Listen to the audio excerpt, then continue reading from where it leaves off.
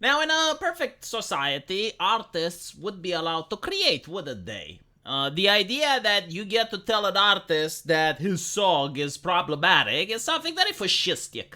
Something that the Nazis used to do, something that the Soviet Union and China did. It's not something that the United States of America do because they have freedom. They have democracy, the way of life, the Statue of Liberty, right? Well, I guess the Statue of Liberty is only good when advocating for immigration, not when advocating for artists singing. So apparently this guy, Jason Aldean, sang something very racist, I've been told. Now, when looking at the lyrics, there is nothing racial about it. It says, try that in a small town. And the lyrics go, cuss out the cop, spit in his face, stomp on the flag and light it up. Yeah, you think you're tough? Well, try that in a small town. And like, no, seriously, like, there are some people that are very wise, like, their brain is going to do. Probably from the American academia, like, you need to spend tens of thousands of dollars in order to get to even to afford to piss next to one of these people. They are so educated, so smart, and they're listening to these lyrics, black people.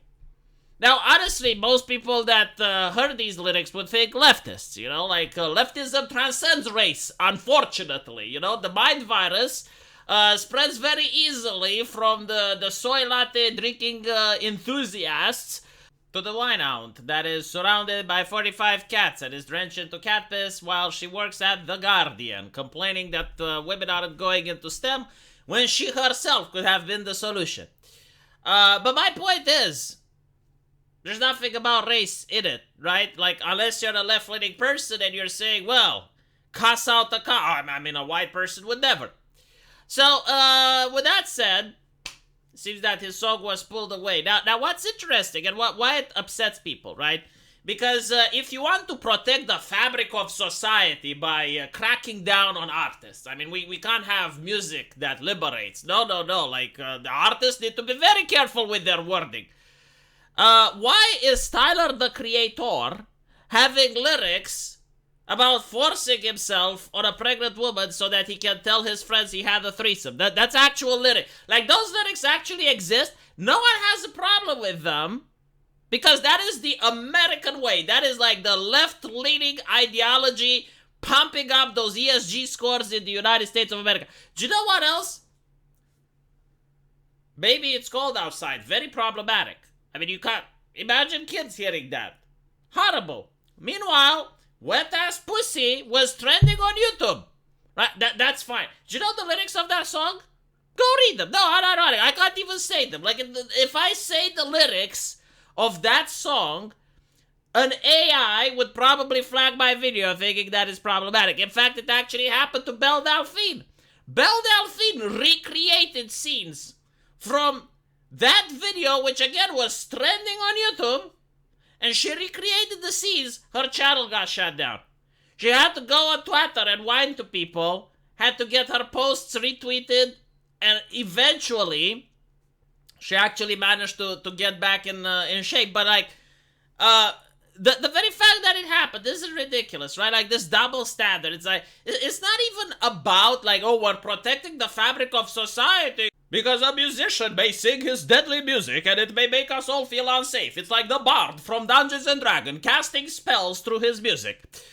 You know what's interesting? Like, during the Bush era, when you had the evangelicals in power, and by the way, those people were just like the social justice activists when it came to censorship. They were the piety warriors of that time. Oh my god, Dungeons and Dragons. Oh, it is sinful. It can teach kids how to do magic, the satanic panic, so on and so forth, right? Like, those individuals had no problem with music.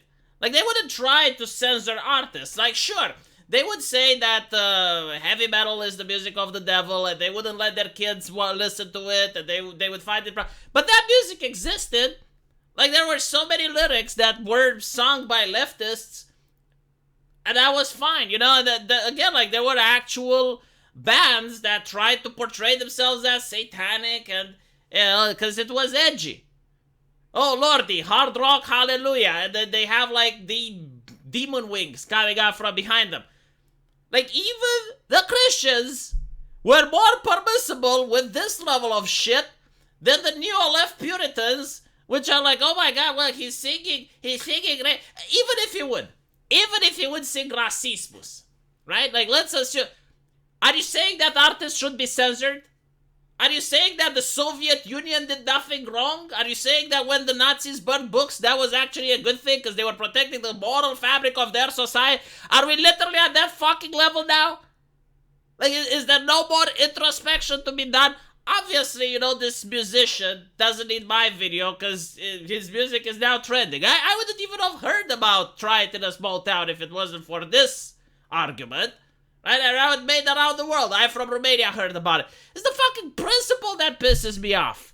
Like, you're literally going after musicians now. Musicians!